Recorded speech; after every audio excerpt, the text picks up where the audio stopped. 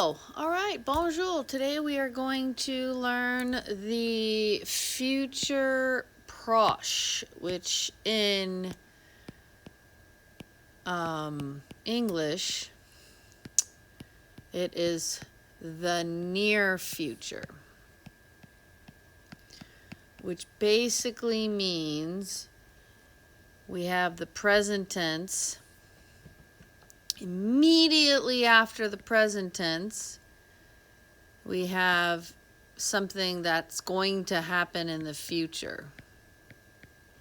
But it's immediately, soon coming. For instance, I am going to bed, and then you go to bed.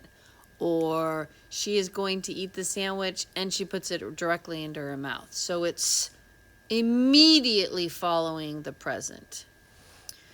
To form the future proche, we learned this last year in Unit 4, and you're going to use this verb aller, just like we do in English. So in English, if I say the near future, I'm going to use, which is what I just used, the verb aller. So we do it all the time. We are going to bed.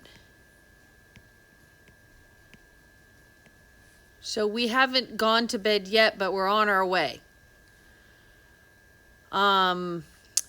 So in a grammatical form, we could say we are going to sleep. Because this is our slang right here. We don't tend to say that. We just say we're going to bed. But we're going to sleep. So here are our verbs in English. So you can see we are going. And then to sleep. So we have the verb aller, which as you can see here in English is two parts. But in French, you're just going to conjugate your verb aller.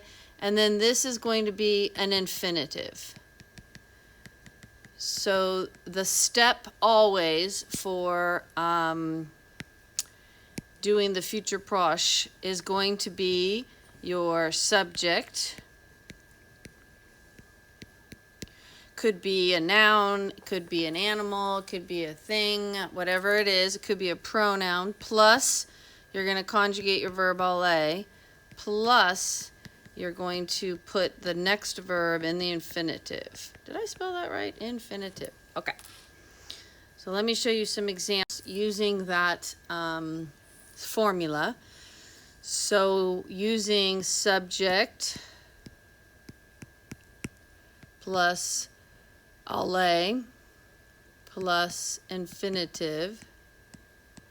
Here's what a couple samples are going to be. And I'm going to color code these so that you see. So our subject's going to be in blue. So I could say je.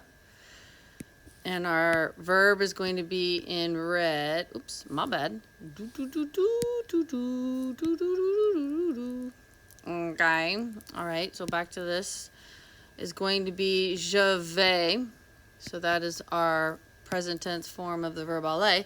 And then I'm going to say je vais manger, and I'll put that in green. So our infinitive is going to be next. And then you could add whatever you want on the sentence. So here is your infinitive. Here is your verb aller. And then here is your subject. So let's try a couple other ones. Let's go with Marc va chanter. Oops, oops, oops, oops. Where's my colors? Fail.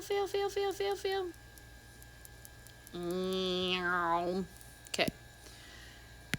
Marc va chanter. And you can add whatever you want on the sentence. And let's do Bob et moi, which would be new, which you don't have to repeat. You just need to know that's new. Allons. Let's say vomir. Oop. Too early in the morning here. Vomir. So, and then whatever else. So as you can see, our pattern is always the same. We have our subject, our aller verb, and then our infinitive, and that is the future proche. Let me share with you this verb aller, which we had last year, but maybe you've forgotten all we learned. Aller is an irregular verb. In the present tense, it's conjugated je vais, tu vas, il, elle, on va, nous allons, vous allez, and ils, elles vont. So to make the negative sentence, just to add one more to your plate, you're going to do Madame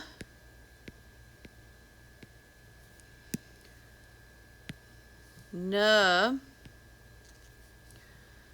va pas,